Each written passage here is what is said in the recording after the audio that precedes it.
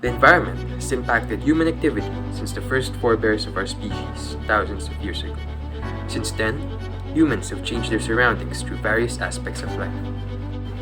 It's important to understand the impact that human activities have on these cycles and to make informed decisions about land use and resource management.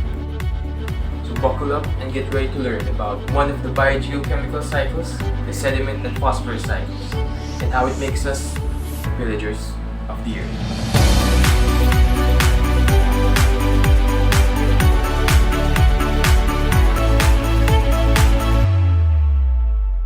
So what is the sediment and phosphorus cycle? It is described as the movement of phosphorus through the environment. Phosphorus is an essential nutrient for animals and plants. It is a vital component of molecules that store energy like ATP, DNA, and lipids, and it plays a significant role in cell growth. It is very crucial, especially in agriculture, since crop yields may decline as a result of low soil phosphorus levels.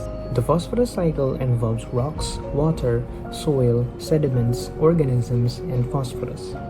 During and after the rain, the rocks involved release phosphate ions which are distributed in soils and water. The plants take the inorganic phosphate from the soil, which turns into organic molecules when consumed by animals, which also returns to the soil when the animal decomposes. The organic form of phosphate is available to plants by bacteria, which breaks down organic matter.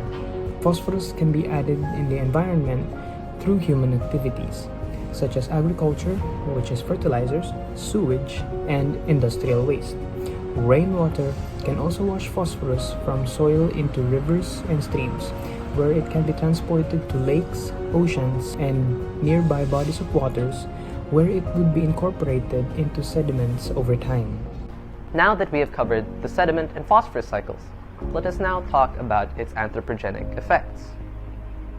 This term was used to describe the effects of human activities on the environment. Industrialization, urbanization, agriculture, transportation, and resource exploitation are an example of these activities.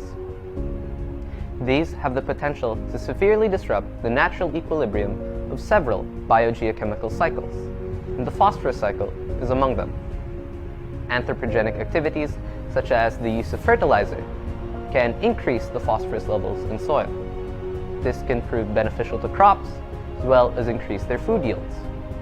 On the other hand, excessive fertilizer use can lead to runoff into rivers and streams, eutrophication of water bodies, and cause the extinction of fish species and other aquatic life.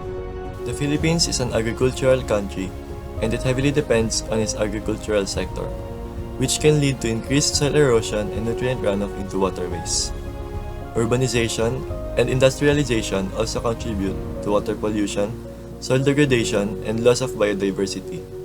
The country is also facing the problem of deforestation, which leads to increased erosion and sedimentation and release of carbon stored in soils and vegetation. Additionally, changes in temperature and precipitation patterns may affect the rate of weathering, erosion, and phosphorus release, which may alter the amount of phosphorus that is available to plants and animals.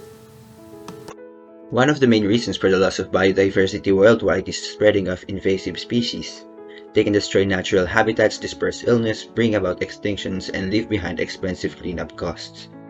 Human activities are highly pointed out as the leading cause of the spread of invasive species in different areas. People and things may now travel the world more quickly because of growing industries like trade and tourism, which often carry invasive species with them, either unintentionally or on purpose. Invasive species are well known to be capable of destroying other natural habitats of local and native species. It also threatens the local economy by its ability to lower crop productivity by destroying them. Both invasive plants and animals can seriously harm the forest, causing massive landslides and soil erosion. Invasive plant species has the capability to alter sedimentation rates, and invasive animal species are also known to move materials and contribute to erosion and sedimentation. So moving on to the epigenetics impact, let us first describe the word itself. So epigenetics is particularly means the study of how an individual and environment causes cell to regulate gene function without altering the DNA sequence itself. Reiterating the phosphorus cycle, it also has a negative effect, particularly the eutrophication. So the correlation between epigenetics and the phosphorus cycle deals with the protein production in a cell. So all tissue cells requires phosphorus for their growth, upkeep and repair, as well as for synthesizing DNA, RNA, and the genetic building blocks. So epigenetic errors, it varies in every human. With this in mind, it does not fully impact the biogeochemical cycle given to its primary function and definition. So epigenetics does not directly impact the phosphorus cycle, and scientists are still processing and figuring out the relationship between the chemical compounds and the genome. Instead, the cycle makes an impact on the topic. Recalling the eutrophication, it causes toxic algae, which is a risk to human health. So the biogeochemical cycle, it may lead to epigenetic errors that may occur from the environmental factor that is a risk to human health. As one of the 4 essential elements for life, phosphorus is vital for our existence. And now that we know all about its cycle, anthropogenics, invasive species, and epigenetics, you may be asking, how do they all tie into one another? Well, it's because human activity or the invasive species introduced by humans could hasten the death rate of native animals or plant life, which would lower biodiversity in the area. This would then increase the amount of phosphorus absorbed by the soil from decomposition, which could eventually result in eutrophication, further decreasing the biodiversity. A simple alternative to this is that the phosphorus cycle could just be cut off or significantly slowed down by human activity, such as the urbanization of forest areas. Regardless of which scenario, both would not only cause a decrease in biodiversity, but also the alteration of the environment or diet of some of the surviving species, especially for those which preyed or relied on the ones that died out. This in turn could affect the epigenetics of the surviving species and their possible offspring.